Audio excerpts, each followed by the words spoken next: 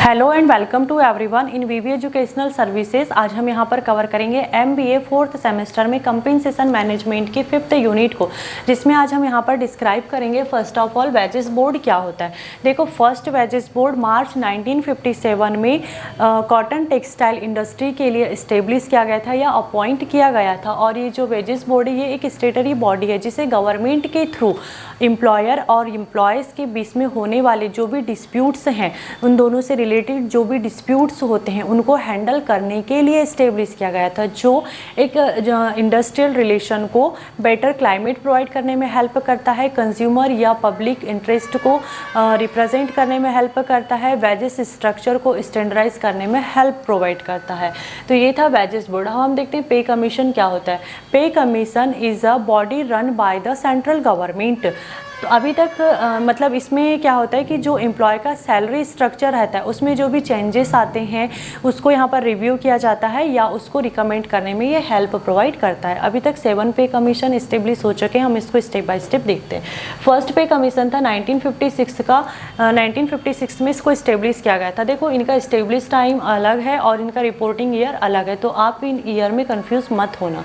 Okay, आपको अलग अलग मिल सकते हैं, लेकिन मैंने यहाँ जो लिखा है ना वो इस्टेब्लिश टाइम है। तो फर्स्ट पे कमीशन था 1946। इसके जो चेयरमैन थे श्रीनिवास वदाचारी। अब इसका ऑब्जेक्टिव क्या था?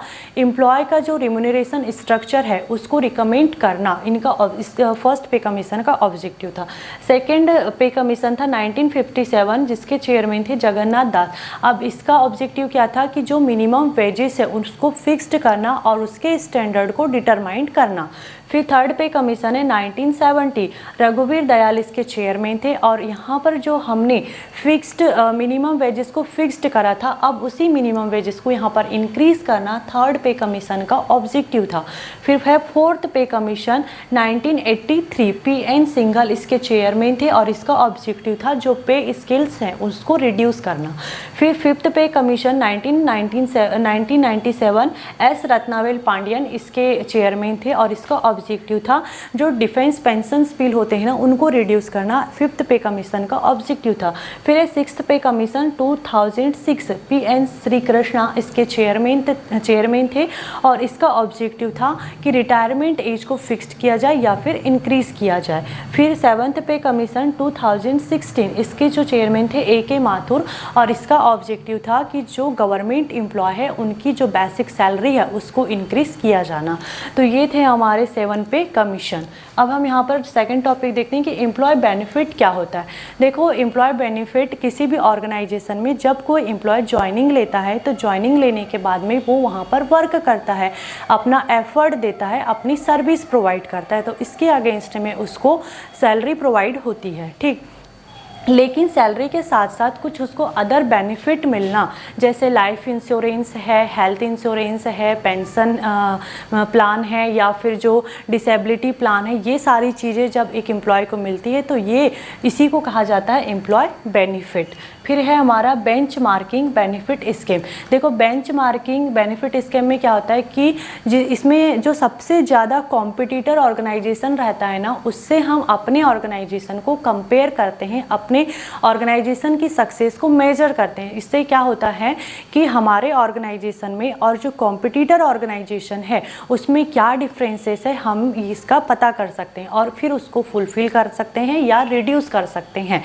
इससे हम ये भी हेल्प मिलती है हमें कि हम अपने ऑर्गेनाइजेशन का जो परफॉर्मेंस लेवल है उसको इंक्रीज कर सकते हैं। फिर ये हमारा social security benefits. Social security is a social insurance plan. ये किसी भी पर्सन को या एम्प्लॉय को जब सफरिंग टाइम रहता है ना उस टाइम पर प्रोवाइड होती है, जैसे नो अर्निंग या फिर बर्थ के टाइम, डेथ के टाइम पर या मैरिज के टाइम पर जो एडिशन एक्सपेंसेस होते हैं उस टाइम पर ये सोशल सिक्योरिटी बेनिफिट प्रोवाइड होता है। अब इसके भी 2 पार्ट हैं। फर्स्ट है इसमें सोशल हेल्प। सोशल हेल्प में क्या होता है कि जिस पर्सन को बेनिफिट मिलते हैं वही कंट्रीब्यूशन को पे करता है और जो पार्टियल बर्डन रहता है वो गवर्नमेंट ट्रेजरी पर पड़ता है। For example family family alliance हो या फिर ओल्ड एज पेंशन हो, ये होता है सोशल हेल्प। मतलब यहाँ पर हमको कोई पैसा जमा नहीं करना है, हमको गवर्नमेंट की तरफ से ही जो भी मिल रहा है गवर्नमेंट की तरफ से ही मिलेगा, ठीक। फिर है सोशल इंश्योरेंस। सोशल इंश्योरेंस, इसमें जिस पर्सन को बेनिफिट मिलता है उसी को कंट्रीब्यूशन भी पे करना पड़ता है और जो पार्टियल बर्डन रहता है उसी को हैंडल करना पड़ता है, लेकिन जो पार्टियल बर्डन है वो गवर्नमेंट की ट्रेजरी पर ही जाता है। फॉर एग्जांपल स्टेट इंश्योरेंस है या जो अनएम्प्लॉयमेंट इंश्योरेंस है वो आते हैं सोशल इंश्योरेंस में। यहाँ पर पैसा हमने ही जमा करा और वापस हमें ही मिला, लेकिन यहाँ पर हमने कोई पैसा जमा नहीं किया, लेकिन गवर्नमेंट की तरफ से हमको ये सोशल हेल्प प्रोवाइड हुई है, ठीक। फिर है डिज़ाइनिंग बेनिफिट्स पैकेज। अब देखो किसी भी ऑर्गेनाइजेशन में बेनिफिट पैकेज को डिज़ाइन करना बहुत इंपॉर्टेंट है। इससे क्या होता है कि जो टॉप लेवल टैलेंट है उसको हम अपने ऑर्गेनाइजेशन में अट्रैक्ट कर सकते हैं या रिटेन कर सकते हैं। अब देखो कोई एम्प्लॉय ऑर्गेनाइजेशन में वर्क कर रहा है तो उसको रेगुलर सैलरी तो प्रोवाइड होती है, लेकिन साथ में कुछ नॉन मॉनिटरी बेनिफिट्स भी उसको प्रोवाइड होना चाहिए। जो प्रोवाइड होते हैं उसी को बेनिफिट पैकेज कहा जाता है।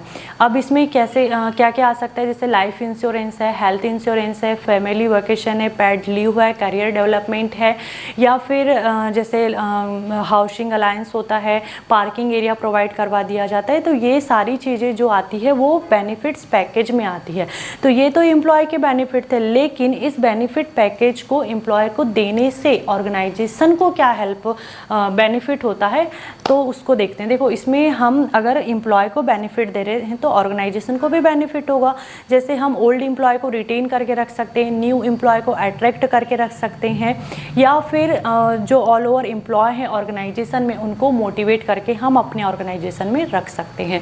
तो ये थे हमारे आज के topic. I hope this topic is clear and thank you for watching this video.